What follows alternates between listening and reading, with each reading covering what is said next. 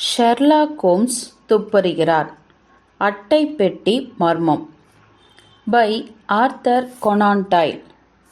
எனது நண்பர் ஷெர்லாக் ஹோம்ஸின் குறிப்பிடத்தக்க குணங்களை எடுத்துக்காட்டும்படியான சில வழக்குகளை நான் தேர்வு செய்து கொண்டிருக்கும்போது பரபரப்பு கொஞ்சம் குறைவாகவும் அதே சமயம் அவரது திறமைகளை மற்றும் குறைத்து மதிப்பிட்டு விடாதவாறும் பார்த்து கொள்ளவும் முடிந்தவரை நான் முயற்சி எடுத்துக்கொண்டேன்.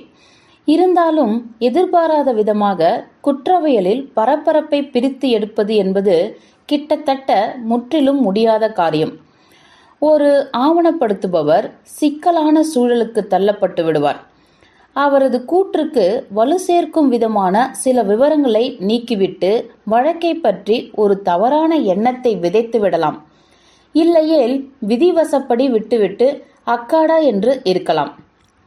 இப்படியான ஒரு சிறு அறிமுகத்தில் வித்தியாசமானது என்று நிரூபிக்கப்பட்ட விசித்திரமான மோசமான சம்பவங்களின் தொடர்ச்சிகள் கொண்ட எனது குறிப்புகளில் நான் கவனம் செலுத்த ஆரம்பிக்கிறேன். அனல் பறக்கும் ஆகஸ்ட் மாதத்தில் ஒரு நாள் பேக்கர் தெரு அடுப்பு போல் தகித்து கொண்டிருந்தது. தெருவின் அந்த புறம் உள்ள மஞ்சள் நிற செங்கல் வைத்து கட்டப்பட்ட வீட்டின் மேல் பட்டு தெரிக்கும் கதிரொளி கண்களை குருடாக்கி விடுவேன் என்று பயமுறுத்தி கொண்டிருந்தது. பனிக்காலத்தில் பனிமூட்டத்தில் சோகமாக காட்சியளித்த அதே வீடுதான் இது என்றால் நம்பவே முடியாது. எங்களது அறையின் சாளரத்திரை பாதி திறந்திருந்தது. காலை தபாலில் வந்த ஒரு கடிதத்தை மீண்டும் மீண்டும் வாசித்து கொண்டிருந்தார் ஷெர்லாக். மெத்தை ஆசனத்தில் குறுக்கி அமர்ந்து கொண்டு, என்னை பொறுத்தவரையில் நான் இந்தியாவில் பணிபுரிந்திருந்தால் எனக்கு குளிரை விட வெயிலை தாக்குப்பிடிப்பது எளிதாயிருந்தது. வெப்பமானி 90 டிகிரி காட்டும்பொழுது கூட எனக்கு அவ்வளவு கடினமாக இருந்ததில்லை. ஆனால் காலையில் வந்த செய்தித்தாள் அவ்வளவு ஆர்வம் தருவதாக இருக்கவில்லை. பாராளுமன்ற கூட்டத்தொடர் முடிந்துவிட்டிருந்தது. எல்லோரும் நகரை விட்டு வெளியேறியிருந்தனர். எனக்கோ அந்த புது காட்டிற்குள் மரங்களுக்கு நடுவிலோ தென்கடலின் கரை ஓரத்தில் இருக்கும் குழாங்கற்களின் மேல் நடந்து செல்லவும் தான் ஏக்கமாயிருந்தது. ஆனால் வங்கி கணக்கில் பணம் எதுவும் இல்லாததால் எனது விடுமுறை பயணங்களை தள்ளி போட வேண்டிய சூழ்நிலையில் இருக்கிறேன். ஆனால் என் நண்பனுக்கோ கிராமங்களின் ரம்மியமான சூழலும் கடற்கரையும் கூட எந்தவித பாதிப்பையும் ஏற்படுத்திவிடாது. 50 லட்சம் மக்களுக்கு மத்தியில் நின்று கொண்டு உணர்ச்சி வசப்பட்டு போய் பேசுவதுதான் அவனுக்கு பிடிக்கும். அந்த உணர்ச்சிகளில் மக்களை கட்டி போட்டு விடுவார். இன்னும் விடை கண்டுபிடிக்காத வழக்குகளின் ஒவ்வொரு வதந்திக்கும் சந்தேகத்திற்கும் சளைக்காமல் பதில் சொல்லிக்கொண்டே இருப்பார். அவருடைய பல திறமைகளில் இயற்கை ரசனை என்பது இல்லவே இல்லை. நகரத்தின் கொலைகாரர்களை கண்டுபிடிக்காத நேரத்தில் அவரது ஒரே ஒரு மாற்று சிந்தனை தனது சகோதரனின் கிராமத்து வீட்டிற்கு செல்வது மட்டும்தான். உரையாடலில் நாட்டமில்லாமல் தன் வேலையில் ஹோம்ஸ் மிக கவனமாய் இருந்ததால் அந்த மொக்கையான செய்திகள் கொண்ட செய்தித்தாளை தூக்கி கடாசிவிட்டு எனது நாற்காலியில் சாய்ந்து அமர்ந்து அதீத சிந்தனையில் ஆழ்ந்துவிட்டேன். திடீரென்று எனது நண்பர் அழைக்கும் சத்தம் என் சிந்தனையில் கேட்டது. நீங்கள் சொன்னது சரிதான் வாட்சன் என்றார் அவர். ஒரு வாக்குவாதத்தை முடித்து வைக்க மிகவும் அபத்தமான வழி போல் இருக்கிறது அது. அபத்தமாகவா இருக்கிறது என்று வாய் பிளந்தேன் நான். எனது இதயத்தின் ஆழத்தில் இருக்கும் எண்ணங்களை எப்படி அவர் துல்லியமாக அளந்து விடுகிறார் என்று தோன்றுகிறது. அதனால் நாற்காலியில் இருந்து நிமிர்ந்து உட்கார்ந்து வெறுமனே அவரையே ஆச்சரியமாய் பார்த்து கொண்டிருந்தேன். இது என்ன ஹோம்ஸ் என்று நான் கத்தினேன். என் கற்பனைக்கே அப்பாற்பட்ட விஷயம் இது. எனது குழப்பத்தை கண்டு நன்றாக வாய்விட்டு சிரித்தார். உங்களுக்கு ஞாபகம் இருக்கிறதா என்றார் அவர். கொஞ்ச காலத்துக்கு முன் போவின் ஓவியங்கள் என்ற புத்தகத்தில் இருந்து ஒரு பத்தியை நான் உங்களுக்கு வாசித்து காட்டிய போது மெய்ப்பொருள் காணத் துடிக்கும் ஒருவர் தனது நண்பனின் எண்ண ஓட்டத்தை அறிந்து சொல்லிய போது அது அந்த ஆசிரியரின் மேதாவித்தனம் என்று சொன்னீர்கள். நானும் எப்பொழுதும் இதையேதான் செய்து கொண்டிருக்கிறேன் என்று சுட்டிக்காட்டிய போதும் நீங்கள் நம்பவில்லை. அப்படியெல்லாம் இல்லையே. அநேகமா உங்கள் நாக்கால் அல்ல, எனதருமை வாட்சன் அவர்களே, நிச்சயம் உங்கள் புருவங்களால். நீங்கள் உங்கள் செய்தித்தாளை தூக்கி வீசிவிட்டு சிந்தனையில் ஆழ்ந்தபோது நான் மிகவும் மகிழ்ச்சியாக அதை உங்களுக்கு வாசித்து காட்டினேன். ஆனால் எனக்கு இன்னும் திருப்தியாகவே இல்லை. நீங்கள் எனக்கு படித்து காண்பித்ததில் என்றேன் நான். தான் பார்த்து கொண்டிருந்த மனிதனின் செயல்களை வைத்துதான் அந்த தர்க்கவாதி தனது முடிவை எடுத்தார். என் நினைவு சரியாக இருந்தால் ஒரு கற்களின் குவியலில் அவர் தடுமாறினார். விண்மீன்களை பார்த்தார். இப்படியே சென்றது. ஆனால் நான் எனது நாற்காலியில் அமைதியாக அமர்ந்திருந்தேன். அதனால் நான் உங்களுக்கு என்ன விதமான குறிப்புகள் கொடுத்திருக்க முடியும்? நீங்களே உங்களை படித்துக் கொள்கிறீர்கள். மனிதனுக்கு கொடுக்கப்பட்ட அவயங்கள் எல்லாம் அவனது உணர்ச்சிகளை எடுத்து கூறத்தான். உங்களதும் உங்களுக்கு சேவை செய்யும் சரியான சேவகர்கள்தான். நீங்கள் எனது எண்ண ஓட்டங்களை எனது அவயங்கள் மூலமாக கண்டுகொண்டேன் என்று சொல்ல வருகிறீர்களா? உங்களது அவயங்கள் குறிப்பிடும்படியாக கண்கள். சொல்லப்போனால் உங்களுக்கே அதை நினைவுபடுத்தி பார்க்க இயலாது அந்த கனவு எப்பொழுது ஆரம்பமானது என்று. இல்லை, என்னால் முடியாது. பின் நான் சொல்கிறேன். நீங்கள் செய்தித்தாளை தூக்கி போட்ட பின் நான் உங்களை கவனிக்க ஆரம்பித்த தருணம் அதுதான். ஒரு அரை நிமிடம் மௌனமாய் இருந்தீர்கள். அதன் பின் உங்கள் கண்கள் புதிதாக சட்டமிடப்பட்ட தளபதி கார்டனின் சித்திரத்தில் லயித்தது. உங்களது முகத்தில் ஏற்பட்ட பாவங்களில் இருந்து ஒரு எண்ண ஓட்டம் ஆரம்பித்துவிட்டது புரிந்தது. ஆனால் அந்த ரொம்ப தூரம் பயணப்படவில்லை.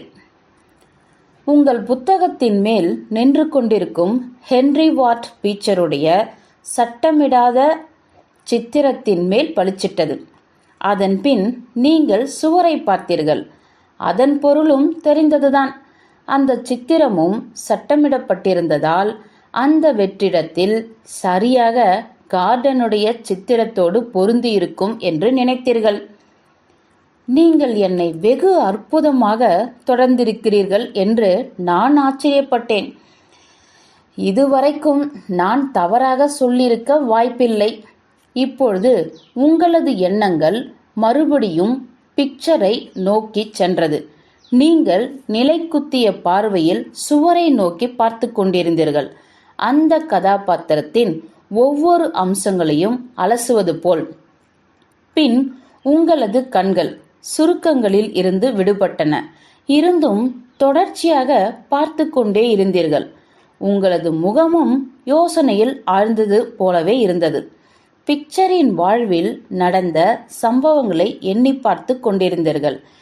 எனக்கு நிச்சயம் தெரியும், வடக்கில் உள்நாட்டு கலவரம் ஏற்பட்ட போது அவர் பெங்கெடுத்த பணி பற்றி யோசிக்காமல் இருந்திருக்க மாட்டீர்கள் என்று.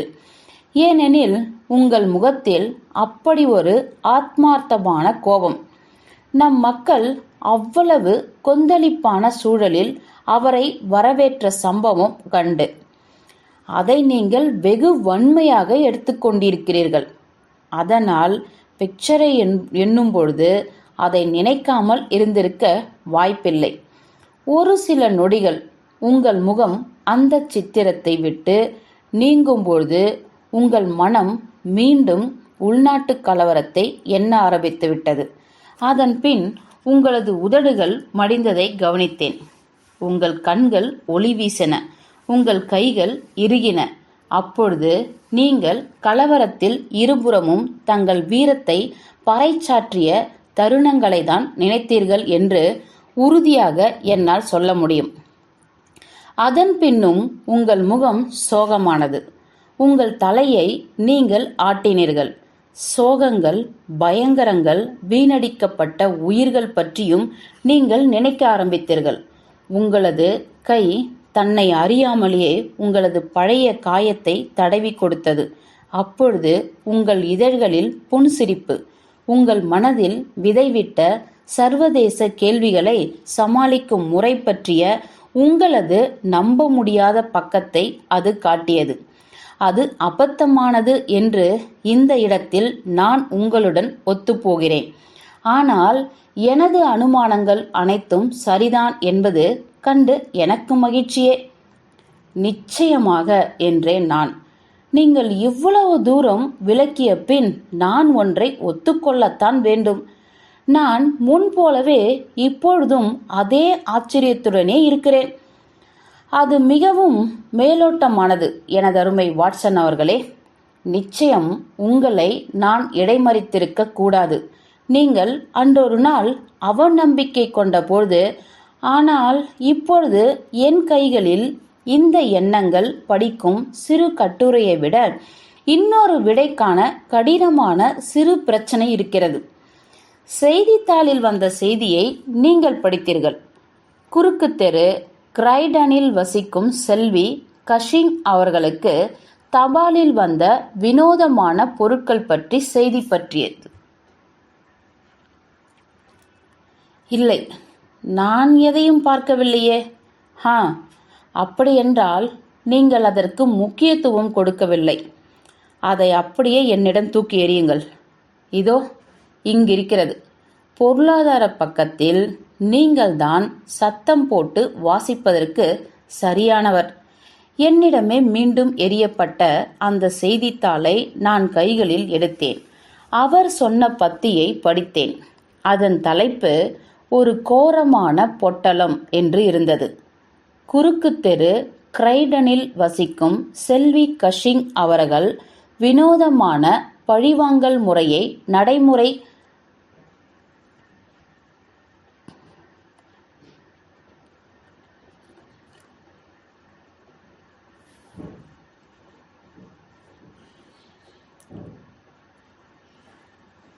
காலித்தனத்திற்கு பலியாகி இருக்கிறார் என்றே எண்ண வேண்டிய இருக்கிறது.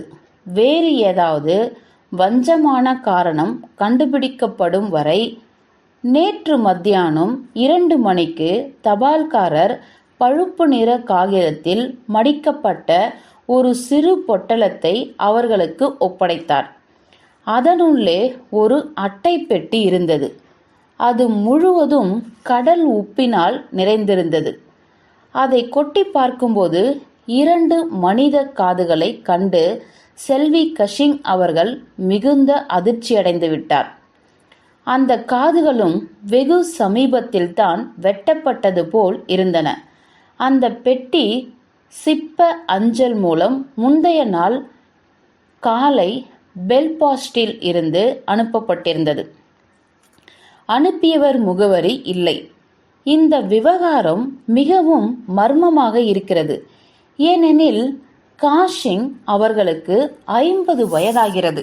கிட்டத்தட்ட தனிமையிலே வெகு காலமாக வசித்து வருகிறார்கள். அவர்களுக்கு அஞ்சல் வருவதே அரிது. ஆனால் சில வருடங்களுக்கு முன் பெங்கே என்னும் ஊரில்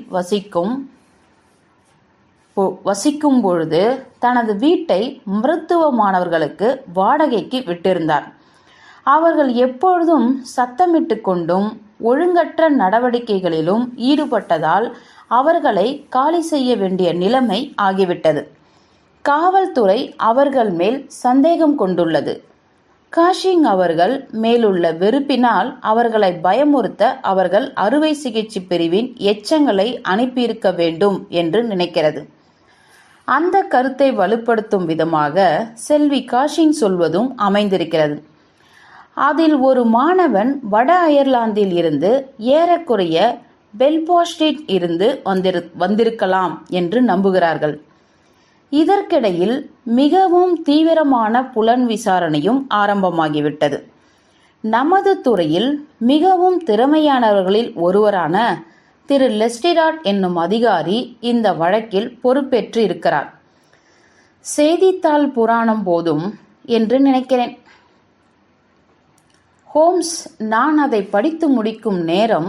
இப்பொழுது திரு லெஸ்டிராட் பற்றி பேசுவோம். அவர் இன்று காலை எனக்கு ஒரு செய்தி அனுப்பியிருக்கிறார். அதில் என்ன சொல்லியிருக்கிறார் என்றால், இந்த வழக்கு மிகவும் நமக்கு அறிமுகமானதுதான். இதை நாம் எளிதில் முடித்துவிடலாம். ஆனால் சில தடங்கல்கள் இருக்கின்றன. நாம் ஏற்கனவே பெல்பாஸ்ட் தபால் அலுவலகத்திற்கு செய்தி அனுப்பிவிட்டோம். அன்றைய தேதிக்கு நிறைய சிப்பங்கள் வந்திருக்கின்றன. அதனால் இந்த ஒரு பொட்டலத்தை அவர்களால் அடையாளம் காண முடியவில்லை. அனுப்பியவரின் அடையாளத்தை கவனிக்கவில்லை. அந்த அட்டை பெட்டி 1/4 கிலோ எடை கொண்ட பொன் மெழுகு புகையிலையால் செய்யப்பட்டுள்ளது. அதனால் எந்தவித பயனும் இல்லை.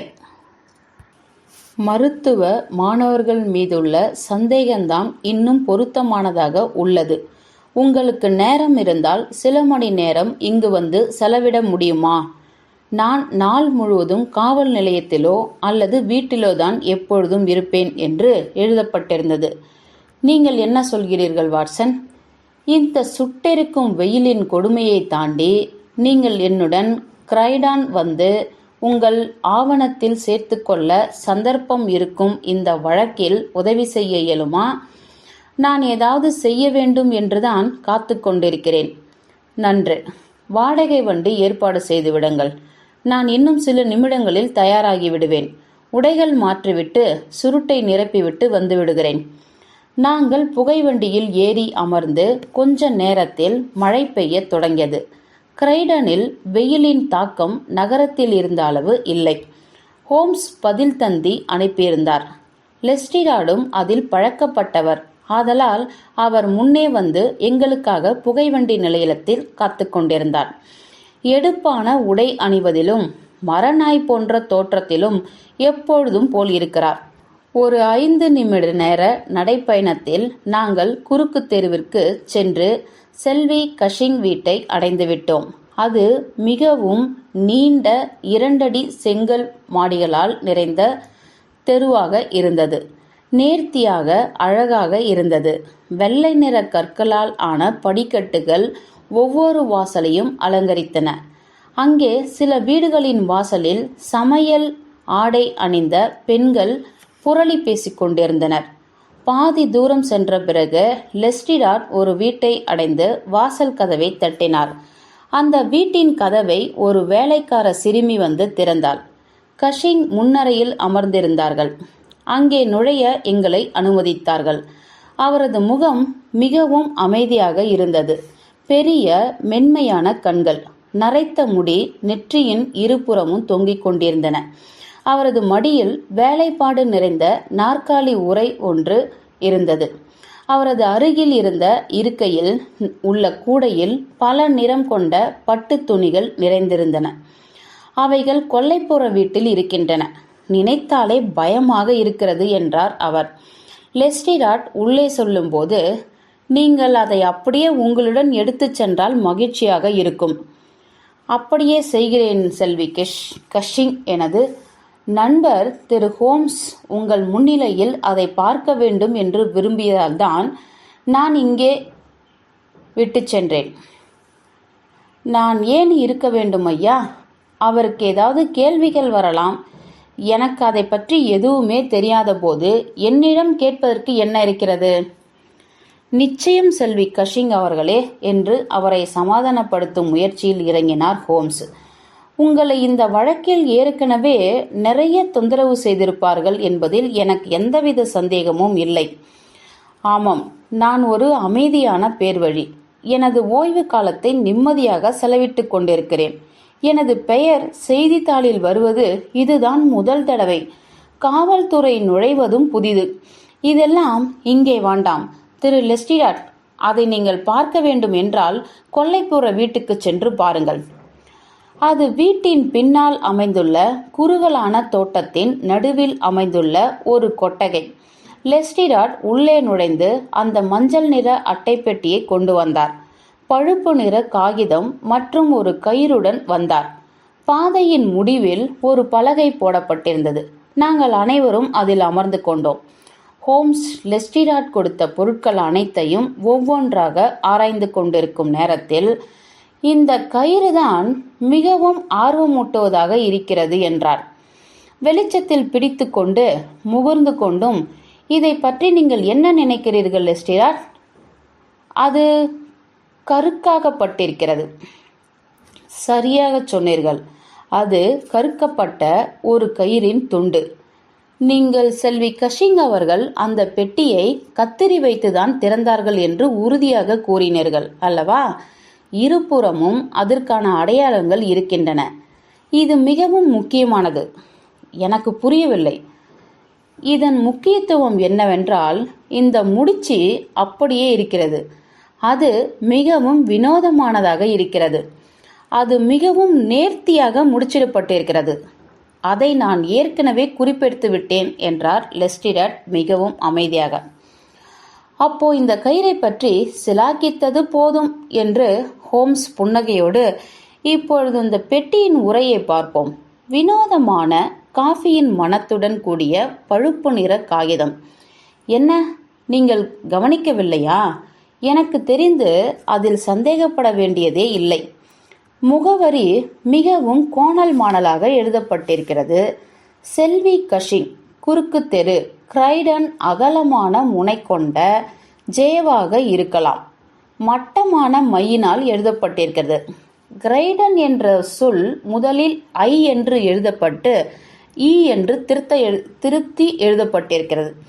அதன் பின் அந்த சிப்பம் படிப்பறிவு குறைவாய் உள்ள கிரைடான் பற்றி தெரியாத ஒருவரால் நிச்சயம் ஒரு ஆணின் கையெழுத்து என்பது தெளிவாக தெரிகிறது.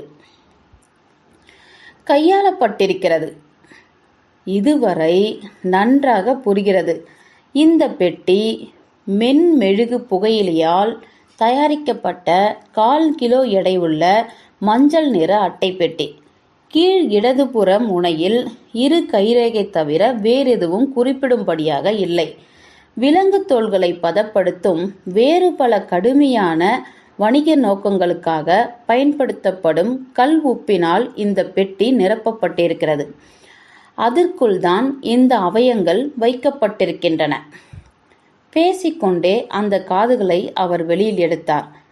ஒரு பலகையை அவரது முழங்காலுக்கு அருகில் போட்டு அவற்றை மிகவும் கூர்மையாக கவனிக்கத் தொடங்கினார். அந்த நேரத்தில் லெஸ்டிராடும் நானும் அவருக்கு இருபுறமும் குனிந்து கொண்டு கலவரமாக அந்த காதுகளை மாறி மாறி பார்த்து கொண்டிருந்தோம். ஆனால் ஹோம்ஸ் மிகவும் ஆர்வமாக அதை பார்த்து கொண்டு யோசித்த வண்ணமே இருந்தார். இறுதியாக அவைகளை திரும்பவும் பெட்டியில் வைத்துவிட்டு ஆழ்ந்த தியானத்தில் ஆழ்ந்துவிட்டார். நீங்கள் நிச்சயம் கவனித்திருப்பீர்கள் என்று நம்புகிறேன் என்று ஒரு வழியாக திருவாய் மலர்ந்தார். அந்த காதுகள் ஒரே ஜோடி அல்ல என்று. ஆம், நாம் கவனித்தேன். அறுவை சிகிச்சை அறையில் இருந்த மருத்துவ மாணவர்களின் நையாண்டியாக இது இருந்திருந்தால் அவர்களால் எளிதில் இருவேறு காதுகளை அனுப்பியிருக்க முடியுமே. மிக சரியாக சொன்னீர்கள். ஆனால் இது நையாண்டி வேலை இல்லை. உறுதியாக சொல்கிறீர்களா? அனுமானங்கள் அதற்கு எதிர்மறையாகவே உள்ளன. அறுவை சிகிச்சை அறைகளில் உள்ள உடம்பிற்குள் பதன திருவங்கள் செலுத்தப்படும். இந்த காதுகளில் அப்படியான அறிகுறிகள் ஏதும் இல்லை. அவைகள் மிகவும் புதிதானது போலவே இருக்கின்றன. அவைகள் ஒரு மொன்னையான ஆயுதத்தால் வெட்டப்பட்டிருக்கின்றன. மருத்துவ மாணவர்கள் செய்திருந்தால் அப்படி இருந்திருக்க வாய்ப்பில்லை. கார்போலிக் அல்லது சுத்திகரிக்கப்பட்ட சாராயம் இவை போன்ற பதப்படுத்தும் பொருட்களின் பயன்பாடுகள்தான் மருத்துவ மாணவர்களின் அடையாளமாக இருக்க முடியும். நிச்சயம் கல் உப்புகள் அல்ல. நான் மீண்டும் இங்கு வலியுறுத்துகிறேன், இங்கு எதுவும் நையாண்டி வேலை நடக்கவில்லை. ஆனால் நாம் ஒரு தீவிரமான குற்றத்தை புலனாய்வு செய்து கொண்டிருக்கிறோம். எனது நண்பர் சொல்ல சொல்ல என்னுள் ஒரு இனம் புரியாத அச்சம் படரத் தொடங்கியது. சூழ்நிலையின் நிதர்சனமான கணம் அவரது உடம்பை இறுக்கியது. இந்த கொடூரமான முன்னுரை ஏதோ ஒரு விவரிக்க இயலாத திகிலை பின்புலத்தில் மறைத்து வைத்திருப்பது போல் தோன்றியது. ஆனால் லெஸ்டிராட் அரை நம்பிக்கையுடன் தலையசைத்தார். நையாண்டி கருத்திற்கு எதிர்ப்புகளும் இருக்கின்றன, அதில் சந்தேகமே இல்லை என்றார் அவர். ஆனால் மற்ற கருத்துகளுக்கு எதிராக இன்னும் வலிமையான காரணங்கள் இருக்கின்றன. நமக்கு தெரியும், இந்த பெண் வெங்கேவிலும் இங்கேயும் கடந்த 20 ஆண்டுகளாக மிகவும் அமைதியான மரியாதையான வாழ்க்கை வாழ்ந்திருக்கிறார். இந்த காலங்களில் ஒரு நாள் கூட அவர்கள் வீட்டை விட்டு வெளியே சென்றது கிடையாது. அப்படி இருக்கையில் என்ன காரணத்துக்காக ஒரு குற்றவாளி தனது குற்றச்செயலின் சாட்சியங்களை இந்த பெண்ணுக்கு அனுப்ப வேண்டும்? ஒருவேளை அந்த பெண் ஒரு மிக பெரும் நடிகையாக இல்லாமல் இருந்திருந்தால் நம்மை போலவே அவர்களுக்கும் எதுவும் தெரிந்திருக்க வாய்ப்பே இல்லை. அந்த பிரச்சனையை தான் நாம் தீர்க்க வேண்டும் என்று ஹோம்ஸ் பதிலளித்தார். என்னை பொறுத்தவரை நான் அனுமானித்தது சரி என்ற நோக்கிலேயே நான் பயணிக்கப் போகிறேன். இரட்டை கொலை நடந்திருக்கிறது என்று. ஒரு காது ஒரு சிறிய உருவம் கொண்ட அழகான காது குத்திய பெண்ணுடையது, இன்னொன்று ஒரு ஆணுடையது. வெயிலால் கருத்த நிறம் மங்கிய அதுவும் காது குத்தப்பட்டது. இந்த இருவரும் அநேகமாக இறந்திருக்க வேண்டும். இல்லையேல் அவர்களை பற்றிய கதையை நாம் இந்நேரம் கேட்டிருப்போம். இன்று வெள்ளிக்கிழமை. இந்த பொட்டலம் வியாழன் காலை அனுப்பப்பட்டது. இந்த பயங்கரம் புதன் அல்லது செவ்வாயன்று அல்லது அதற்கு முன்பாக நடந்திருக்க வேண்டும். இந்த இருவரும் கொலை செய்யப்பட்டிருந்தால் கொலைகாரனை தவிர வேறு யார் இந்த பொருட்களை செல்வி கஷிங்கிற்கு அனுப்பியிருக்க முடியும்? அதனால் இதை அனுப்பியவன்தான் நாம் தேடும் ஆள் என்று எண்ணிக்கொள்ளலாம். ஆனால் செல்வி கஷிங்கிற்கு அனுப்ப அவனுக்கு ஏதோ ஒரு வலிமையான காரணம் இருந்திருக்க வேண்டும். அது என்னவாக இருக்கும்? காரியத்தை முடித்தாயிற்று என்று சொல்வதற்காக இருக்கலாம். இல்லையேல் ஒருவேளை அவர்களை நோகடிப்பதற்காகவும் இருக்கலாம். அப்படி இருந்தால் அவர்களுக்கு அவன் யார் என்று நிச்சயம் தெரிந்திருக்கும். அவர்களுக்கு தெரியுமா? சந்தேகம்தான். அப்படி தெரிந்திருந்தால் அவர்கள் ஏன் காவல்துறையை அணுக வேண்டும்? அவர்களாகவே காதுகளை புதைத்திருக்கலாம். வேறு யாரும் புத்திசாலியாக இருந்திருக்க முடியாது. குற்றவாளியை காப்பாற்ற வேண்டுமானால் நிச்சயம் அப்படித்தான் அவர்கள் செய்திருக்க வேண்டும். அப்படி காப்பாற்ற விரும்பவில்லை என்றால் குறைந்தபட்சம் அவனது பெயரையாவது கொடுத்திருக்க வேண்டும். இங்கே ஒரு சிறு முடிச்சு உள்ளது, அதை அவிழ்க்க வேண்டும். அவர் பெரிதாக வேகமாக குரல் எடுத்து பேசிக்கொண்டிருந்தார்.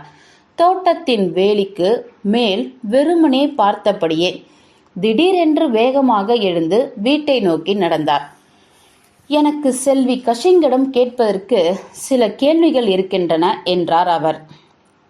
அப்படியென்றால் நான் உங்களை இங்கே விட்டு செல்ல வேண்டும் என்றார் லெஸ்டிராட். ஏனெனில் எனக்கு வேறு ஒரு சிறு வேலை இருக்கிறது. செல்வி கஷிங்கிடம் கேட்பதற்கு எனக்கு எதுவும் இல்லை என்றே நினைக்கிறேன். நீங்கள் என்னை காவல் நிலையத்தில் சந்திக்கலாம். நாங்கள் அப்படியே புகைவண்டி நிலையத்திற்கு சென்று விடுகிறோம் என்று பதிலளித்தார் ஹோம்ஸ். சில நிமிடங்களில் நாங்கள் இருவரும் அந்த வீட்டின் முன்னறையில் இருந்தோம். எதற்கும் அசைந்து கொடுக்காத அந்த பெண்மணி இன்னும் அந்த நாற்காலி உரை செய்வதில் மும்முரமாக இருந்தார். எங்களை பார்த்ததும் அதை மடியில் வைத்துவிட்டு வெளிப்படையான தேடும் நீல நிற கண்களை உருட்டி பார்த்தார். எனக்கு இப்பொழுது தெளிவாகிவிட்டது என்றார் அந்த பெண்மணி. இது நிச்சயம் தவறுதலாக எனக்கு அனுப்பப்பட்டிருக்கிறது.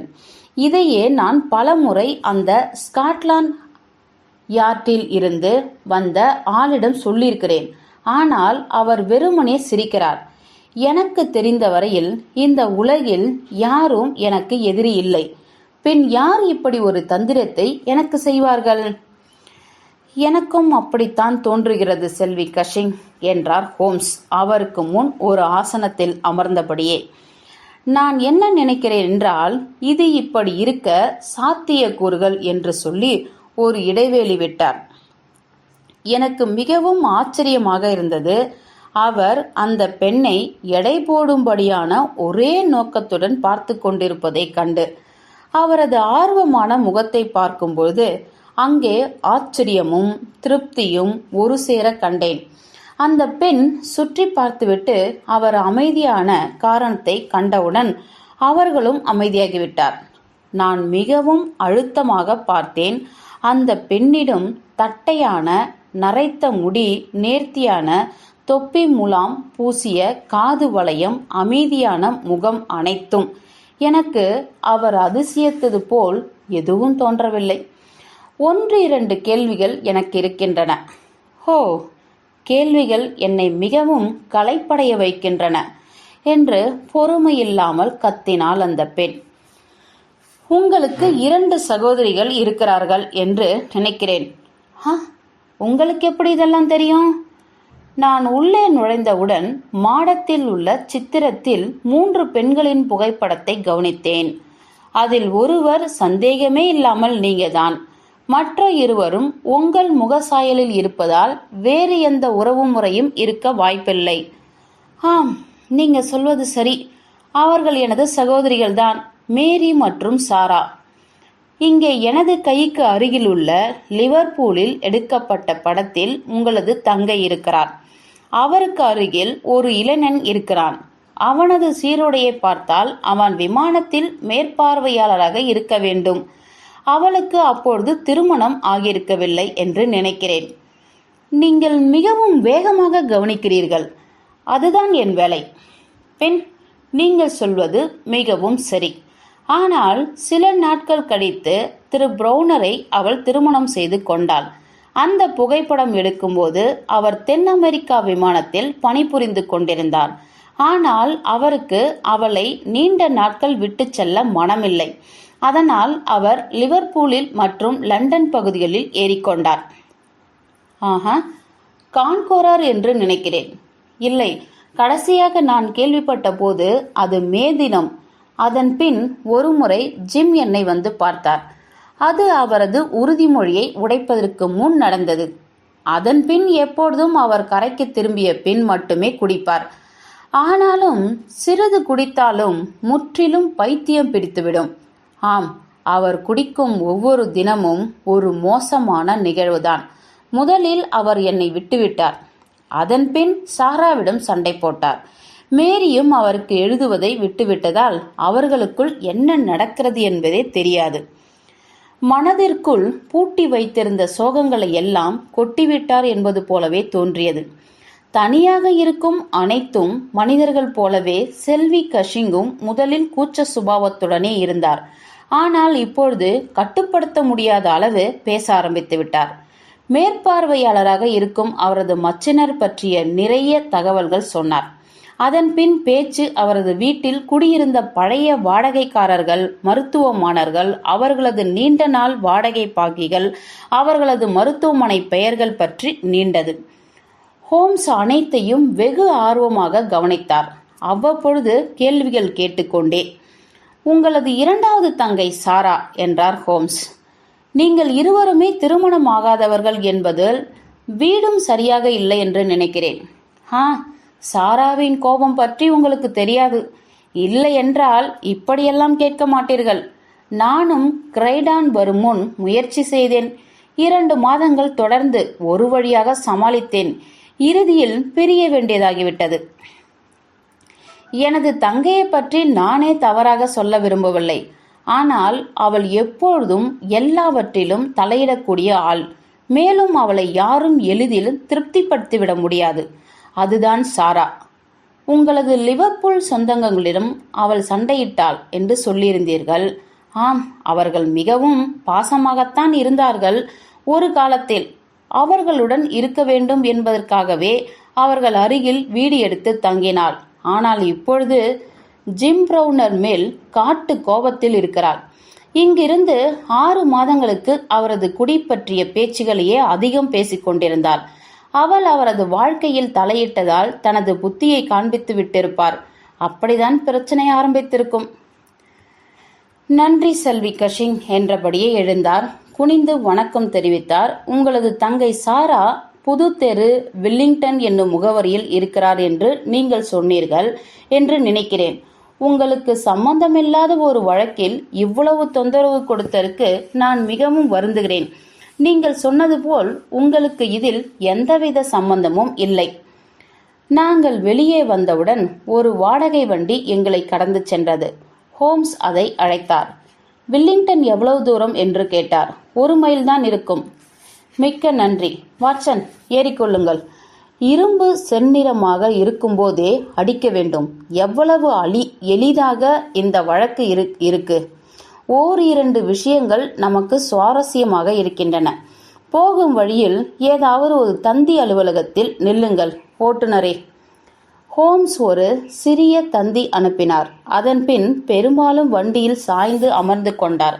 தொப்பியை மூக்கு வரை சாய்த்து வெயிலில் முகத்தில் படாதவாறு அணிந்து கொண்டார். எங்களது வண்டி ஓட்டுநர் இப்பொழுது நாங்கள் கண்டது போல் இல்லாமல் ஒரு புதுவிதமான வீட்டின் முன் நிறுத்தினார். எனது நண்பர் அவரை காத்திருக்குமாறு சொன்னார். அவரது கைகள் கதவில் இருந்தன. கதவு திறந்தவுடன் ஒரு இளைஞன் நன்றாக பளபளக்கும் தொப்பி அணிந்து வாசலில் நின்றிருந்தான். செல்வி கஷிங் வீட்டில் இருக்கிறார்களா என்று கேட்டார். செல்வி சாரா கஷிங் மிகவும் உடல்நிலை சரியில்லாமல் இருக்கிறார் என்றான் அவன். மூளையில் மிகுந்த பாதிப்பு உண்டானதால் நேற்றிலிருந்து துன்பப்படுகிறார். அவரது மருத்துவ ஆலோசகராக இருக்கும் நான் யாரையும் உள்ளே அனுமதிக்க இயலாது. இன்னும் 10 நாட்கள் கழித்து மீண்டும் வந்து பாருங்கள் என்று சொல்லிவிட்டு அவனது கையுறைகளை அணிந்து கொண்டு கதவை பூட்டி தெருவில் இறங்கி நடக்க ஆரம்பித்து விட்டான். நம்மால் முடியவில்லை என்றால் நிச்சயம் முடியாதுதான் என்று ஹோம்ஸ் மகிழ்ச்சியாக சொன்னார். அவர்கள் இயலாமல் இருந்திருக்கலாம், இல்லையேல் இவ்வளவு தூரம் சொல்லியிருக்க முடியாது. அவர்கள் என்னிடம் எதுவும் சொல்ல வேண்டும் என்று நான் விரும்பவில்லை. நான் அவர்களை கவனிக்கவே விரும்புகிறேன். இருந்தாலும் எனக்கு தேவையான எல்லாம் கிடைத்துவிட்டது. ஒரு நல்ல விடுதியாக பார்த்து நிறுத்துங்கள் ஓட்டுநர். அங்கே மதிய உணவு முடித்துவிட்டு நமது நண்பர் திரு லெஸ்டிராட்டை காவல் நிலையத்தில் சந்திக்க வேண்டும். நாங்கள் ஒரு அருமையான சாப்பாட்டை சாப்பிட்டோம். அப்பொழுது ஹோம்ஸ் வயலின் தவிர்த்து வேறு எதுவும் பேசவில்லை. மிகுந்த உற்சாகத்தோடு குறைந்தபட்சம் 500 கினியாக்கள் மதிப்புள்ள ஸ்ட்ராடிவாரியஸ் வயலினை தான் 55 ஷில்லிங் கொடுத்து டாட்டன்ஹாம் நீதிமன்ற சாலையில் உள்ள யூத ஏலக்கடையில் வாங்கியது பற்றி விலாவரியாக விவரிக்க ஆரம்பித்தார். அங்கிருந்து பகனினி பற்றி பேச்சு சென்றது. கிளாரெட் என்னும் மதுவினை குடித்தபடி அந்த மாமனிதன் சொன்ன ஒவ்வொரு துணுக்குகள் பற்றியும் அடுக்கிக் கொண்டே இருந்தார். மத்தியான வேளை வெயிலின் தாக்கம் குறைந்து இதமாக இருந்தது. நாங்கள் காவல் நிலையம் சென்று சேரும் நேரம். லெஸ்டிராட் எங்களுக்கு வாசலிலே காத்திருந்தார். உங்களுக்கு ஒரு தந்தி திரு ஹோம்ஸ் என்றார் அவர். அதுதான் நமது பதில். அதை கிழித்து அதிலுள்ள வாசகங்களை படித்துவிட்டு கசக்கி தன் சட்டையில் வைத்து கொண்டார். அது இருக்கட்டும் என்றார் அவர். நீங்கள் எதுவும் கண்டுபிடித்தீர்களா? நான் எல்லாவற்றையும் கண்டுபிடித்து விட்டேன். என்ன? லெஸ்டிராட் மிகவும் ஆச்சரியத்துடன் அவரை பார்த்தார். நீங்கள் நக்கல் பண்ணுகிறீர்களா? இதைவிட நான் என் வாழ்வில் தீவிரமாக இருந்ததில்லை. ஒரு மிக மோசமான குற்றம் நடத்தப்பட்டிருக்கிறது. அதன் எல்லா விவரங்களும் எனக்கு புரிந்துவிட்டது. அப்போ அதை செய்த குற்றவாளி? ஹோம்ஸ் ஏதோ ஒன்றை ஒரு சிறு காகிதத்தில் எழுதி அவரிடம் எறிந்தார். அதுதான் அவன் பெயர் என்றார் அவர். நாளை இரவுக்கு முன் அவரை கைது செய்யவும் முடியாது. இந்த வழக்கு சம்பந்தமான என் பெயரை எங்கேயும் தெரிவிக்க வேண்டாம் என்று நான் கேட்டுக்கொள்கிறேன். ஏதாவது கொஞ்சமாவது சிரமம் இல்லாத வழக்கில் என் பெயர் வருவது எனக்கு பிடிக்கவில்லை. வாருங்கள் வாட்சன், நாங்கள் இருவரும் வெளியே சென்று விட்டோம். லெஸ்டிராட் முகமலர்ச்சியுடன் அந்த காகிதத்தையே பார்த்து கொண்டிருந்தார். இந்த வழக்கு என்று சொல்ல ஆரம்பித்தார் ஹோம்ஸ். பேக்கர் தெருவில் உள்ள எங்கள் வீட்டிற்கு சென்று பல சுருட்டுகளுக்கு நடுவில் சிவப்பு நிறத்தில் ஓர் ஆய்வு. நால்வல் குறியீடு என்ற பெயர்களில் நீங்கள் ஆவணப்படுத்தியிருந்த புலனாய்வுகளில் ஒன்றில் விளைவுகளில் இருந்த காரணத்திற்கு பின்னோக்கி செல்ல வேண்டியிருந்தது. இப்பொழுது தேவைப்படும் விவரங்களை கேட்டு நான் லெஸ்டிராட்டுக்கு எழுதியிருக்கிறேன். அந்த விவரங்கள் அவருக்கு அந்த மனிதன் கிடைத்த பின்புதான் தெரியும். அதை அவர் நிச்சயம் செய்வார் என்று நம்பலாம். ஒரு காளை நாயைப் போல அவர் மிகவும் உறுதியோடு இருப்பார். அவர் நான் செய்ய வேண்டிய காரியம் என்னவென்று புரிந்தவுடன் அந்த சுபாவம்தான் ஸ்காட்லாந்து யார்டில் இவ்வளவு உயரத்தில் கொண்டு வந்து விட்டிருக்கிறது. ஆக உங்க வழக்கு இன்னும் முடியவில்லை என்று நான் கேட்டேன். முக்கியமான விஷயங்களை பொறுத்தவரையில் முடிந்துவிட்டது. கலக்கத்திற்கு பின்னால் இருக்கும் ஆள் யார் என்று தெரிந்துவிட்டது. பாதிக்கப்பட்ட ஒருவர் யார் என்றுதான் தெரியவில்லை. அதேவேளை நீங்களும் அனுமானம் செய்திருப்பீர்கள் தானே? லிவர்பூல் படகில் வேலை செய்யும் ஜிம் பிரவுனர் தான் நீங்கள் சந்தேகப்படும் ஆள் என்று நான் நினைக்கிறேன். ஓ, அது சந்தேகத்திற்கு அப்பாற்பட்டது. ஆனால் என் கண்களுக்கு துல்லியமாக எதுவும் தெரியவில்லை. அதற்கு மாறாக என் மனதிற்கு இதைவிட துல்லியமாக இருந்திருக்காது. முக்கியமான சில விஷயங்களை நான் மீண்டும் சொல்கிறேன். இந்த வழக்கு ஒன்றுமே தெரியாமல் தான் நாம் அணுகினோம். அது எப்பொழுதுமே நமக்கு அனுகூலம்தான். நாம் அனைத்தையும் கவனிக்கவே சென்றோம். அதிலிருந்து நமது முடிவுகளை எடுத்தோம். நாம் முதலில் என்ன பார்த்தோம்? மிகவும் அமைதியான, மதிக்கத்தக்க ஒரு பெண்மணி. அவருக்கு எந்த விதமான மர்மங்களும் தெரிந்திருக்கவில்லை. அதன் பின் ஒரு புகைப்படத்தில் இருந்து அவரது 2 சகோதரிகள் பற்றி தெரிந்தது. அதிலிருந்து உடனே எனக்கு புரிந்துவிட்டது, அவர்கள் இருவரில் ஒருவருக்குத்தான் அந்த பெட்டி என்பது. அதை மெதுவாக நமது ஓய்வு நேரத்தில் ஆராய்ந்து கொள்ளலாம், அல்லது அது பொய்யாகவும் போகலாம். அதன்பின் தோட்டத்திற்கு சென்றோம். அங்கு மஞ்சள் நிற பெட்டியில் இருந்த ஒரேவித பொருட்களை நாம் பார்த்தோம். அந்த கயிற்றின் தரம் கப்பல்களில் பயன்படுத்தும் தரத்தில் இருந்தது. நமது புலனாய்வில் சாட்டை அடி போல் கடல் பற்றிய ஒரு குறிப்பு சட்டென்று வந்தது. அந்த முடிச்சு கப்பல்களில் பயன்படுத்துவது போல் இருந்தது. துறைமுகத்தில் அந்த தபால் அனுப்பப்பட்டிருக்கிறது. ஆணின் காது குத்தப்பட்டிருந்தது. அது கடலில் பயன்படும் மனிதர்களிடம் பிரபலமானது. அதனால் இதில் சம்பந்தப்பட்ட அனைவரும் கடல் பயணம் செய்பவர்கள் என்று புரிந்துவிட்டது. அந்த பொட்டலத்தில் இருந்த முகவரி யாருடையது என்று ஆய்வு செய்யும்போது அது செல்வி எஸ் கஷிங் என்று இருந்தது. அதில் மூத்த சகோதரியும் செல்வி கஷிங் தான். அவர்களது முதல் பெயரின் முதல் எழுத்தும் எஸ் தான். இருந்தாலும் அது இன்னொரு சகோதரியினுடையதாகவும் இருக்கலாம். அந்த வகையில் இந்த வழக்கை நாம் முற்றிலும் புதிய கோணத்தில் இருந்து ஆரம்பிக்க வேண்டியிருந்தது. அதனால் அவரது வீட்டிற்கு மீண்டும் சென்றேன். தவறுதலாக அவர்களை விசாரிக்க வந்துவிட்டோம் என்று நான் அவர்களுக்கு வாக்குறுதி கொடுக்க நினைக்கும் அதே நேரத்தில் சட்டென்று நான் நிறுத்தினேன். ஏனெனில் நான் கண்ட ஒரு விஷயம் என்னை வியப்பில் ஆழ்த்தியது. மேலும் நமது விசாரணை வளையத்தை மிகவும் குறுக்கிவிட்டது. ஒரு மருத்துவராக உங்களுக்கு நன்றாகவே தெரிந்திருக்கும் வாட்சன், மனித உடலில் உள்ள உறுப்புகளில் காதுகளைப் போல் மாறுபடக்கூடியது வேறெதுவும் இல்லை. ஒவ்வொரு காதும் மற்ற காதுகளிலிருந்து முற்றிலும் மாறுபட்டது. இந்த தலைப்பில் கடந்த ஆண்டில் வெளிவந்த மானுடவியல் நாளேட்டில் எனது பேனா 2 கட்டுரைகள் எழுதியிருக்கிறது. அதனால் அந்த பெட்டியில் இருந்த காதுகள் 2ஐயும் ஒரு கைதேர்ந்த வல்லுநர் போல் ஆராய்ந்து அவைகளின் கூறுகளை நுணுக்கமாக கவனித்தேன். ஆச்சரியம் என்னவென்றால், நான் பார்த்த பெண் காது அப்படியே செல்வி கஷிங் அவர்களுடையது போலவே இருந்தது. அது நிச்சயம் ஒரு தற்செயலானது அல்ல. புறச்செவி சோதனை அதே போல சிறுத்திருந்தது. மேல்காதின் அதே பெரிய வளைவு, உட்புறம் இருந்த குருத்தெலும்பு வளைந்திருந்தது. அதேபோல் ஒவ்வொரு அம்சங்களும் அந்த 2 காதுகளுக்கும் ஒன்றே என்று பறைசாற்றியது. முதலில் அவரது தங்கையின் பெயர் சாரா. சமீப காலம் வரையில் அவளது முகவரியும் இதேதான். அதனால அந்த தவறு எப்படி நடந்தது என்பதும் யாருக்கும் அது அனுப்பப்பட்டிருக்கிறது என்பதும் மிகவும் தெளிவாகிறது. அதன்பின் இந்த கப்பல் மேலாளரை பற்றி நாம் கேள்விப்பட்டோம். 3வது சகோதரியின் கணவர். அவரும் சாராவுடன் ஒரு காலத்தில் மிக நெருக்கமாக இருந்ததாகவும் அறிகிறோம். அதன் காரணமாக அவள் பிரவுனர்களிடம் வீட்டுக்கு அருகில் லிவர்பூலில் சென்று தங்கியதாகவும் அறிகிறோம். ஆனால் அதன் பின் நடந்த சண்டையில் அவர்கள் பிரிந்து விட்டார்கள். இதனால் அவர்களுக்குள் நடுவில் எந்தவித தொடர்பும் சில மாதங்களாய் இல்லை.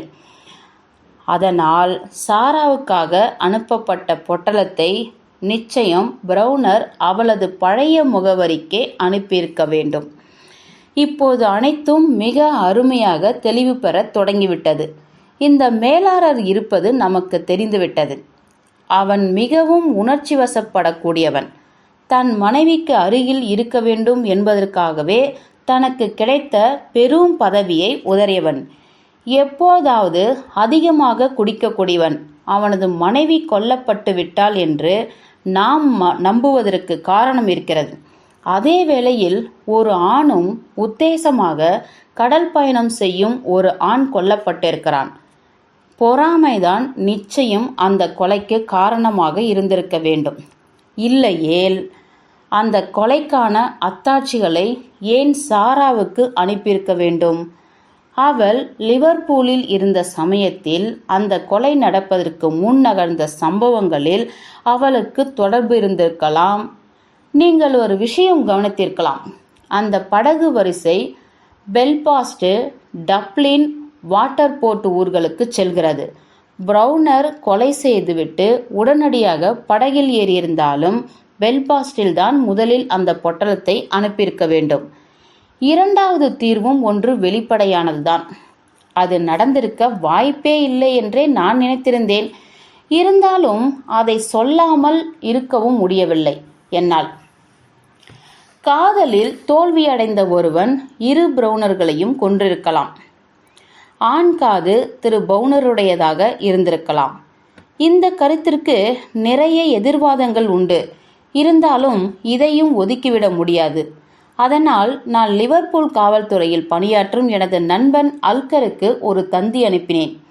திருமதி பிரவுனர் வீட்டில் இருக்கிறாரா, திரு பவுனர் மே தினத்தில் ஏறி புறப்பட்டு விட்டாரா என்பதை உறுதி செய்ய சொன்னேன். அதன் பின்னர் சாராவை தேடி வெல்லிங்டன் சென்றோம். அவர்களது பரம்பரை காது எவ்வளவு தூரம் அவளிடம் இருக்கிறது என்பதை அறிய நான் மிகவும் ஆர்வமாயிருந்தேன். அதே வேளையில் அவளும் ஏதாவது ஒரு முக்கியமான தடயமும் கொடுக்க வாய்ப்பிருக்கிறது. ஆனால் அவள் கொடுப்பாள் என்ற நம்பிக்கை எனக்கு இருந்ததில்லை. நேற்று அவளுக்கு இந்த விஷயம் எல்லாம் தெரிந்திருக்கும். கிரைடான் ஊரே இதை பற்றி தான் அலறிக்கொண்டிருந்தது. அவளுக்கு மட்டும்தான் அந்த பொட்டலம் யாருக்கு வந்தது என்று தெரியும். அவள் நியாயப்படி நடக்க வேண்டும் என்று நினைத்திருந்தாலும் இந்நேரம் காவல்துறையை அணுகியிருக்க வேண்டும். ஆனால் அது நமது கடமையாகவே இருக்கிறது. அதனால்தான் நாம் அங்கு சென்றோம். அந்த பொட்டலம் வந்த செய்தி கேட்டு அவளுக்கு மூளை காய்ச்சல் வரும் அளவு வீரியமாய் இருந்திருக்கிறது. பிரச்சனையின் முக்கியத்துவம் முன்னெப்போதையும் விட இப்பொழுது சரியாக அவளுக்கு புரிந்திருக்கிறது என்பது அதிலிருந்து உறுதியாய் தெரிகிறது. அதே சமயம் அவளிடம் இருந்து பெற வேண்டிய உதவிகளுக்கும் நாம் பொறுமை காத்தாக வேண்டும் என்பதும் நமக்கு புரிகிறது. இருந்தாலும் அவளது உதவி இல்லாமலேதான் நாம் இருக்கிறோம். நமது கேள்விக்கான விடைகள் காவல்துறையில் காத்து கொண்டிருந்தன. அல்கரை அங்குதான் அனுப்பி சொல்லியிருந்தேன். எவ்வளவு செய்திகள் கிடைத்தாலும் போதுமானதாக இருந்திருக்காது. திருமதி பிரவுனரின் வீடும் 3 நாட்களாக பூட்டியே இருக்கிறது. அவரது அண்டை வீட்டுக்காரர்கள் தெற்கில் அவரது சொந்த பந்தங்களை பார்க்க அவர் சென்றிருக்கிறார் என்று சொல்கிறார்கள்.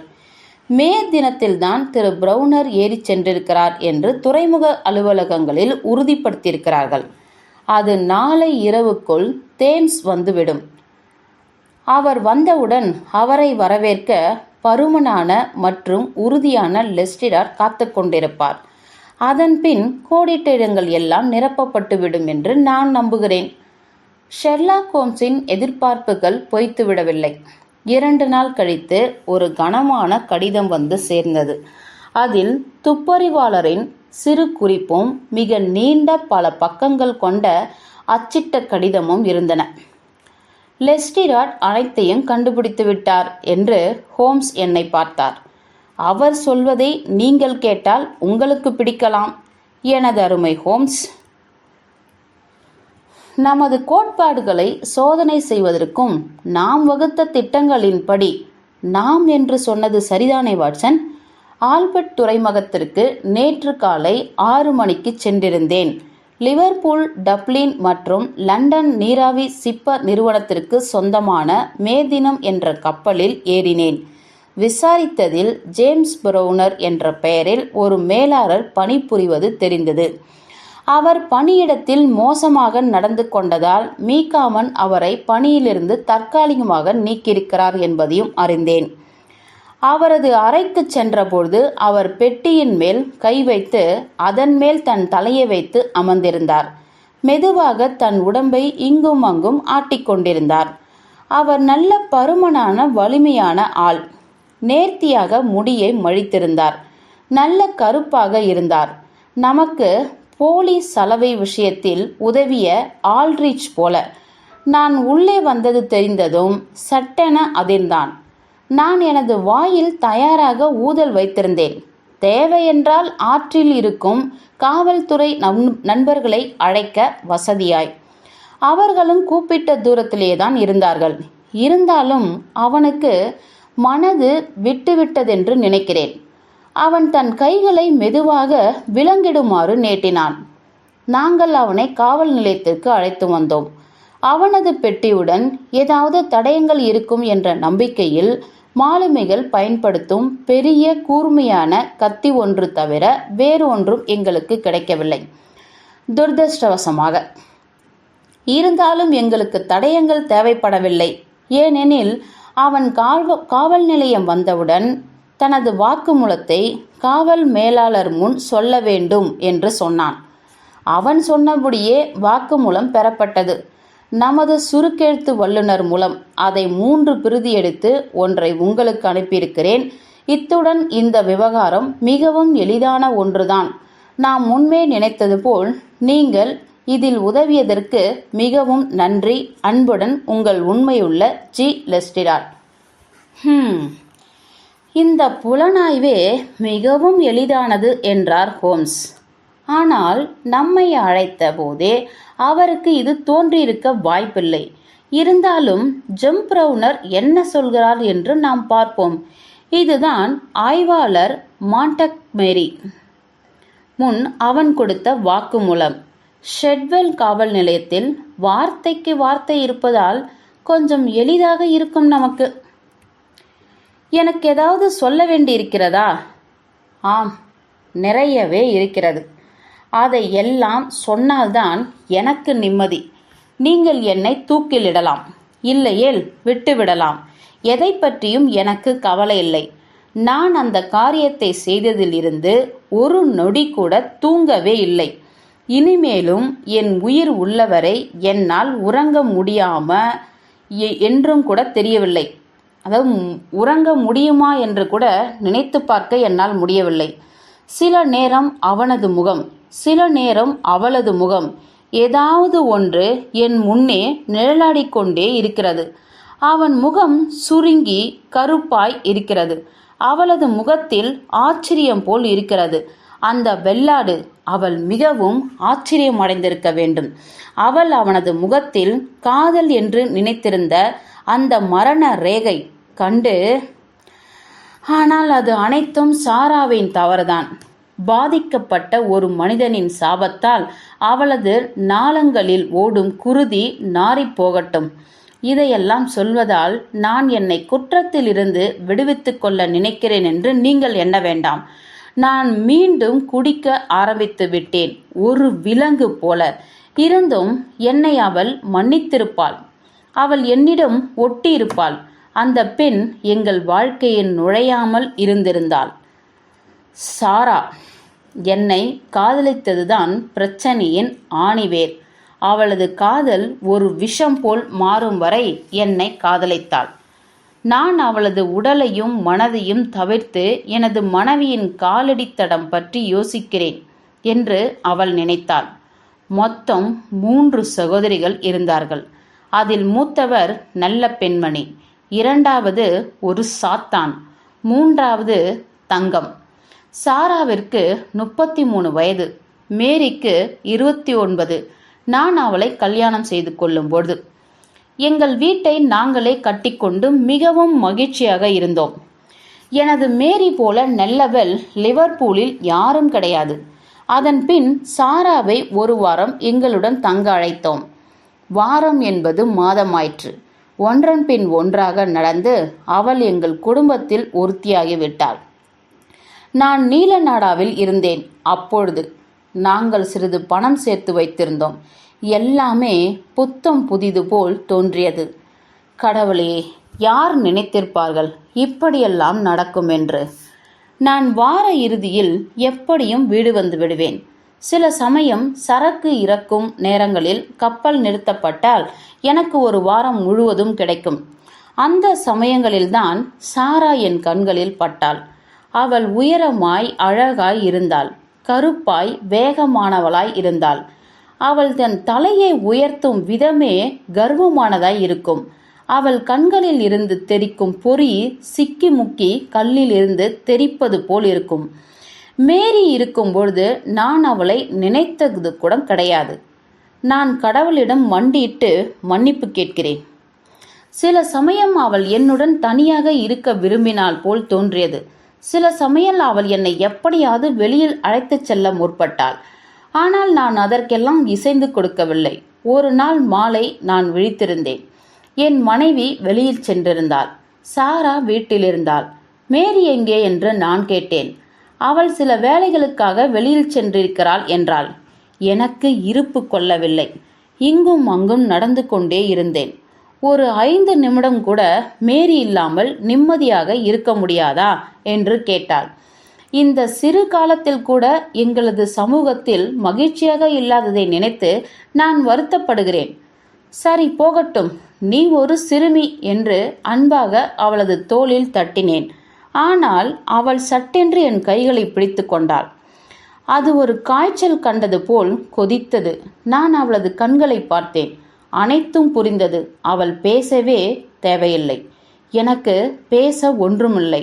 நான் முனக்கிக் கொண்டே என் கைகளை விடுவித்து கொண்டேன். பின் அவள் எனது அருகில் அமைதியாய் நின்றாள். அதன் பின் எனது தோளை தட்டினாள். உறுதியான வயதான ஜிம் என்றாள் அவள். பின்னர் கேலியான ஒரு சிரிப்புடன் அந்த இடத்தை விட்டு சென்றாள். அந்த நொடியிலிருந்து சாரா என்னை முழு மனதாக வெறுக்கத் தொடங்கினாள். ஒரு பெண்ணின் கோபத்திற்கு ஆளானேன். நான் ஒரு முட்டாள் போல, ஒரு அடி முட்டாள் போல அதை தொடர்ந்து கொண்டிருந்தேன். இவ்வளவு நடந்தும் மேரியிடம் ஒரு வார்த்தை சொல்லவில்லை. ஏனெனில் அவள் வருத்தம் அடைந்து விடுவாள். எப்பவும் போல காலம் சென்று கொண்டிருந்தது. அதனால் சில நாட்கள் கழித்து மேரியிடமே சில மாற்றங்கள் தென்பட ஆரம்பித்தன. அவள் எப்பொழுதும் வெகுளியாக பேதையாய் இருந்தவள். ஆனால் இப்பொழுதெல்லாம் எதற்கெடுத்தாலும் சந்தேகம், விசாரணை.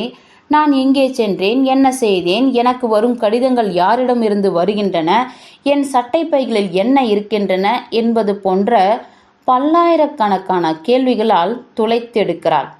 ஒவ்வொரு நாளும் அவளது சந்தேகங்கள் தொடர்ந்து கொண்டே இருந்தன. எரிச்சலூட்டும் விதமாய் மாறிப்போயின. என்றுமே இல்லாத விஷயத்திற்காக ஓயாமல் சண்டையிட்டு கொண்டே இருந்தோம்.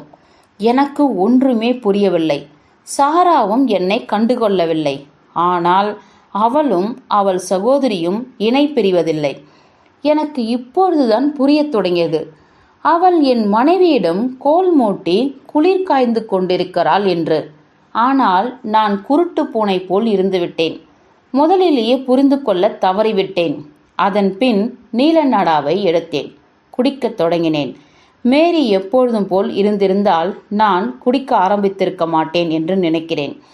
அவளும் என்னை வெறுக்க ஆரம்பித்து விட்டாள். எங்களுக்கு நடுவில் இருந்த இடைவேளி மெல்ல மெல்ல அகன்று கொண்டே சென்றது.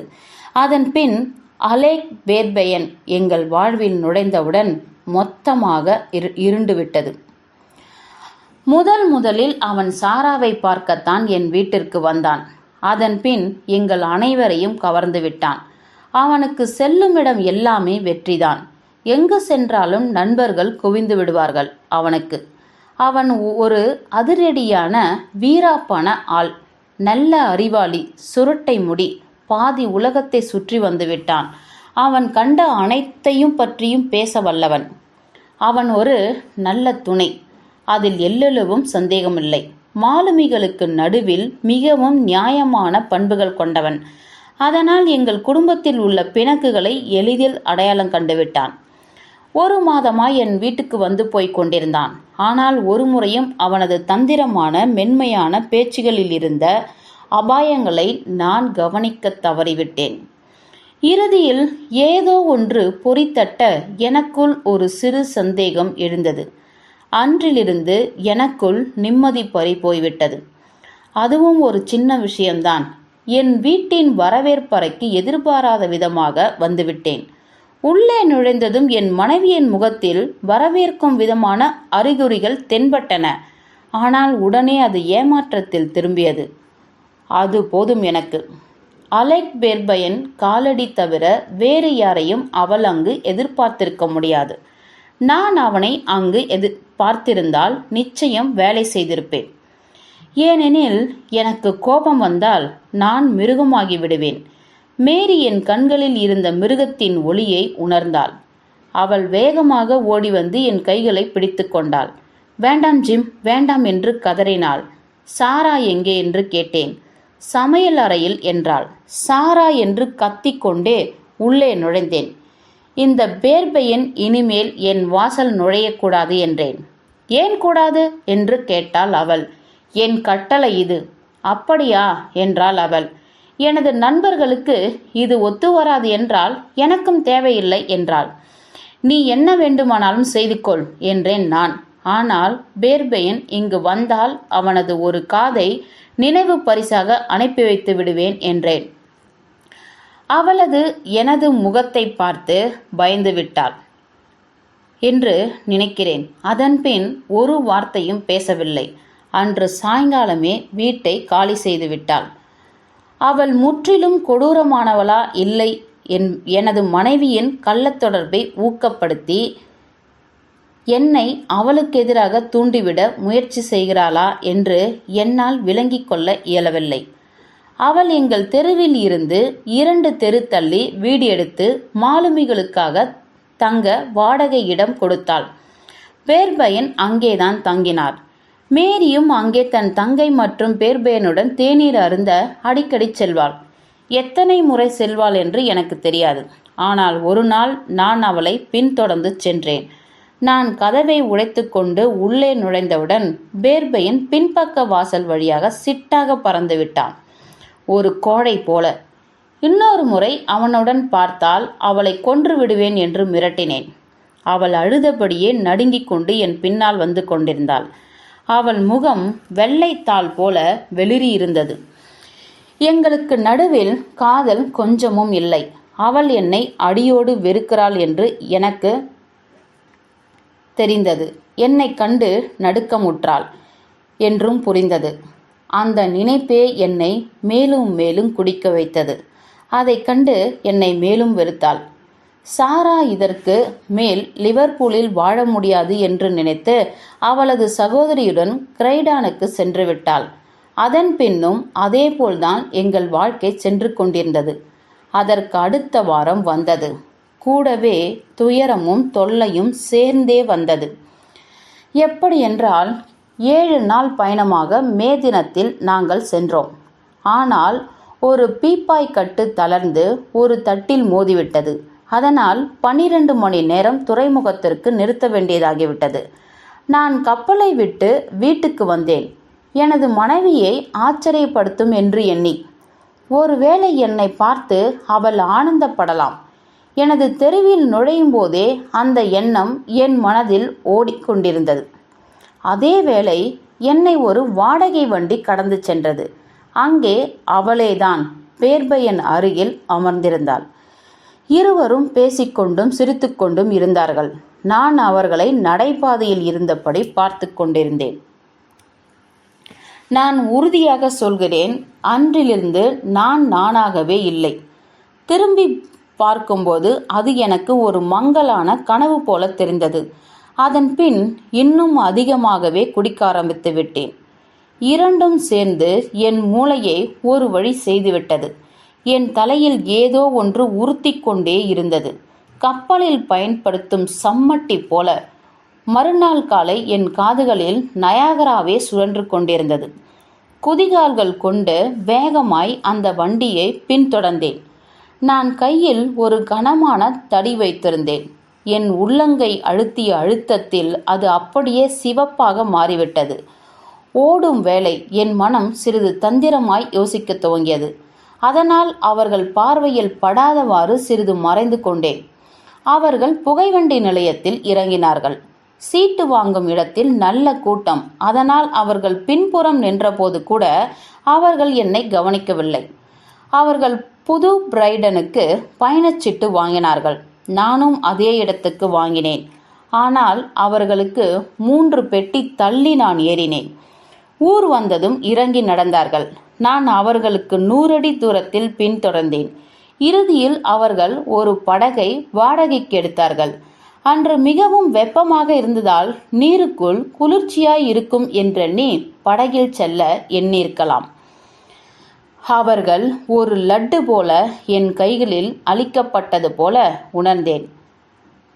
சிறிது மூட்டமாயிருந்தது. சில 100 அடி தூரத்திற்கு மேல் பார்க்க முடியவில்லை. நானும் ஒரு படகை வாடகைக்கு எடுத்தேன். அவர்களை பின்தொடர ஆரம்பித்தேன். அவர்களது படகை மங்கலாக பார்க்க முடிந்தது. எனது படகு சென்ற அதே வேகத்தில் அவர்கள் சென்றார்கள்.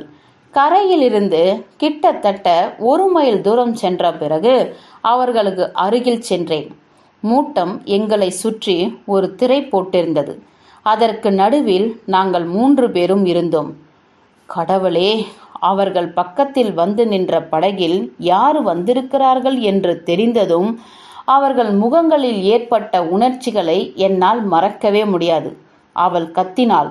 அவன் ஒரு பைத்தியம் போல் என்னை திட்டினான். ஒரு துடுப்பை எடுத்து என்னை அடிப்பது போல வீசினான். ஏனெனில் என் கண்களில் யமன் தெரிந்திருப்பான் அவனுக்கு. அதில் இருந்து லாவகமாக தப்பித்து என் கையில் இருந்த தடியால் அவனது மண்டையை பிளந்தேன். முட்டை போல் அது உடைந்தது. நான் அவளை விட்டிருப்பேன். எனக்குள் அவ்வளவு கோபம் இருந்த போதிலும் ஆனால் அவள் அவனை தாங்கி பிடித்தாள். அவன் பேர் சொல்லி கதறினாள். நான் மீண்டும் தாக்கினேன். அவளும் அவன் அருகிலேயே விழுந்தாள். இரத்தம் குடித்த காட்டு விலங்கு போல் நான் மாறிவிட்டேன். சாராவும் அந்த இடத்தில் இருந்திருந்தால் அவளும் அவர்களுடனே சென்றிருப்பாள். என் கத்தியை நான் எடுத்தேன். ஏற்கனவே நான் நிறைய சொல்லிவிட்டேன். அவளது தலையிட்டால் என்ன நடந்துவிட்டது என்று அவளுக்கு தெரியப்படுத்த வேண்டும் என்று நினைக்கும்போது எனக்கு குரூரமான ஒரு மகிழ்ச்சி கிட்டியது. அந்த சடலங்களை கட்டி அதன் மேல் ஒரு கட்டையை போட்டு மூழ்கும் வரை வேடிக்கை பார்த்தேன். படகின் முதலாளி அவர்கள் மூட்டத்தில் தொலைந்து கடலினுள் சென்றிருக்கலாம் என்று நினைத்து கொள்ளட்டும் என்று எண்ணினேன். நான் நன்றாக கழுவி சுத்தம் செய்துவிட்டு கரைக்கு திரும்பினேன். யாருக்கும் ஒரு சிறு சந்தேகமும் எழாத வண்ணம் அன்றிரவு சாராவுக்கு அந்த பொட்டலத்தை தயார் செய்து மறுநாள் பெல்பாஸ்டில் இருந்து அனுப்பினேன். உங்களுக்கு அனைத்து உண்மைகளும் சொல்லிவிட்டேன். நீங்கள் என்னை தூக்கிலிடலாம், இல்லை உங்கள் விருப்பப்படி என்ன வேண்டுமானாலும் செய்து கொள்ளலாம். இருந்தாலும் நீங்கள் எனக்கு எந்தவித தண்டனையும் கொடுத்துவிட முடியாது. ஏனெனில் எனக்கு ஏற்கனவே தண்டனை கிடைத்துவிட்டது. என்னால் கண்களை மூடவே முடியவில்லை. மூடினால் அந்த இருவரின் கண்களும் என்னையே பார்த்து கொண்டிருக்கின்றன. நான் அந்த பனிமூட்டத்தின் வழியாக அவர்களை நோக்கி வந்தபோது என்னை அவர்கள் பார்த்த அதே பார்வையில் என்னையே பார்த்து கொண்டிருக்கிறார்கள். நான் அவர்களை சட்டென்று கொண்டு விட்டேன். ஆனால் அவர்கள் என்னை மெல்ல மெல்ல சாகடிக்கிறார்கள். இன்னொரு நாள் இப்படியே தொடருமானால் நான் விடுவதற்குள் பைத்தியமாகி விடுவேன். இல்லை, இறந்து விடுவேன். நீங்கள் என்னை தனிமை சிறையில் அடைத்துவிட மாட்டீர்களே. தயவு செய்து அப்படி செய்து விடாதீர்கள். உங்களுக்கு துன்பமான நேரத்தில் நீங்கள் எப்படி நடந்து கொள்வீர்களோ அப்படியே என்னையும் செய்துவிடுங்கள். இதற்கு என்ன பொருள் வாட்சன் என்றார் ஹோம்ஸ் மிகவும் தீவிரமாக முகத்தை வைத்துக்கொண்டு அந்த காகிதங்களை கீழே வைத்தபடியே. இந்த வன்மம், பயம், துன்பம் கலந்த சூழல்களால் எந்தவிதமான பலன் ஏற்பட்டுவிடப் போகிறது? ஏதோ ஒரு புள்ளியில் அவை முடிவுற வேண்டும். இல்லையேல் நமது அண்டமே குழப்பத்தின் பிடியில் சிக்கிவிடும். அதை நினைத்து பார்க்கக்கூட இயலவில்லை. ஆனால் என்னதான் இதற்கு முடிவு? இதுதான் மனித உலகம் எப்பொழுதும் எதிர்நோக்கி இருக்கும் விடைக்கு நீண்ட தூரத்தில் சஞ்சரிக்கும் கேள்வி. முற்றும். ஷெர்லாக்